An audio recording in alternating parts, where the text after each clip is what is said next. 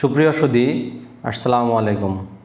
আজকে আলোচনা করব ডেঙ্গু জ্বর কি, ডেঙ্গু জ্বর কী কারণে হয়, ডেঙ্গু জ্বরের সাধারণ লক্ষণ কি এবং ডেঙ্গু জ্বরের অতি বিপজ্জনক লক্ষণ কি। চলুন জেনে আসি ডেঙ্গু জ্বর কি। সাধারণত আপনার সাধারণ সর্দি কাশি জ্বর হলেই কি আপনি বুঝবেন যে এটা ডেঙ্গু জ্বর? ডেঙ্গু জ্বর হলো একটি ভাইরাসজনিত রোগ যা এডিস মশার কামড়ে হয়ে থাকে। ডেঙ্গু জ্বরের সাধারণ লক্ষণগুলো হলো শরীরে প্রথমে অনেক জ্বর আসে, 102 থেকে 104 ডিগ্রি পর্যন্ত জ্বর উঠতে পারে।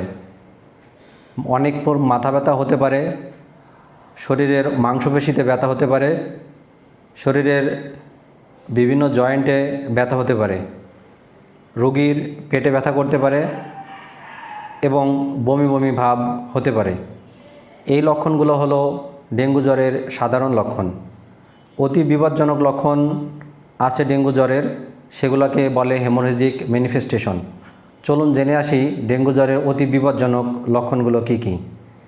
ডেঙ্গু জ্বরের অতি বিপজ্জনক লক্ষণ হলো রোগীর শরীরে ব্রাউন স্পট দেখা দেওয়া, রোগীর নাক মুখ দিয়ে রক্ত পড়া, রোগীর রক্ত বমি হওয়া, রোগীর কালো পায়খানা হওয়া, ইনজেকশন সাইট দিয়ে রক্ত আসা, প্রস্রাবের রাস্তায় দিয়ে রক্ত যাওয়া এবং মাসিক ছাড়া মাসিকের রাস্তা দিয়ে অতিরিক্ত রক্ত যাওয়া। এই লক্ষণগুলো যদি কখনো রোগীর দেখা যায় তাহলে বুঝতে হবে ডেঙ্গু জ্বরের অতি বিপজ্জনক লক্ষণ। তখনই রোগীকে দ্রুত হাসপাতালে নিতে হবে এবং চিকিৎসকের পরামর্শ অনুযায়ী চিকিৎসা নিতে হবে। এছাড়াও ডেঙ্গু জ্বরের আরও অনেক বিপজ্জনক লক্ষণ রয়েছে, তাই ডেঙ্গু জ্বরের লক্ষণকে জানুন, চিকিৎসা নিন, সুস্থ থাকুন।